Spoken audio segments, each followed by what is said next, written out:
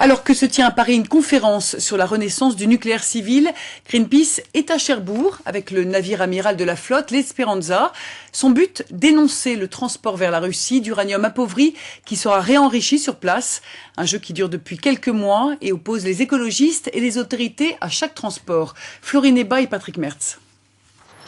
Souvenez-vous, c'était en janvier dernier, Greenpeace bloquait à Cherbourg un convoi d'uranium appauvri à destination de la Russie. En février, l'association a arrêté un train d'uranium à Pierrelatte. Cette fois, c'est de nouveau à Cherbourg que l'association a dépêché son navire, l'Esperanza, pour s'opposer à un chargement sur un cargo russe. Mais du bateau, qui était attendu en début de semaine, soit au Havre, soit à Cherbourg, pas de nouvelles. Areva a fait disparaître son bateau en coupant tout système de communication. Il a disparu depuis maintenant 3 jours. Et évidemment, il peut aller n'importe où.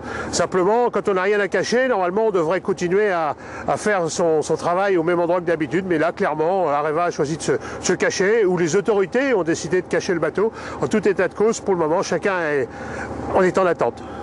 Dans cette grande partie d'échecs qui oppose Areva, les autorités, Greenpeace, l'association a positionné sa reine, l'Esperanza, à Cherbourg, dans l'attente du prochain coup. Et à la veille des élections, l'engagement Greenpeace rejoint les préoccupations d'Europe Écologie.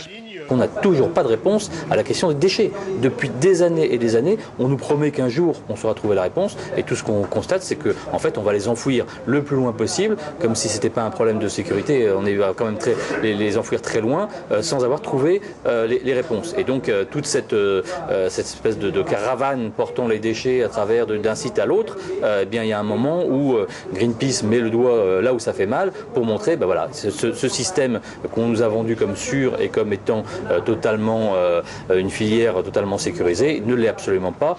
Pour le moment, pas de mouvement sur l'échiquier. Le train d'uranium appauvri, qui devait être chargé dans un port de la Manche sur le Capitaine Luce, reste toujours en attente à Pierrelatte.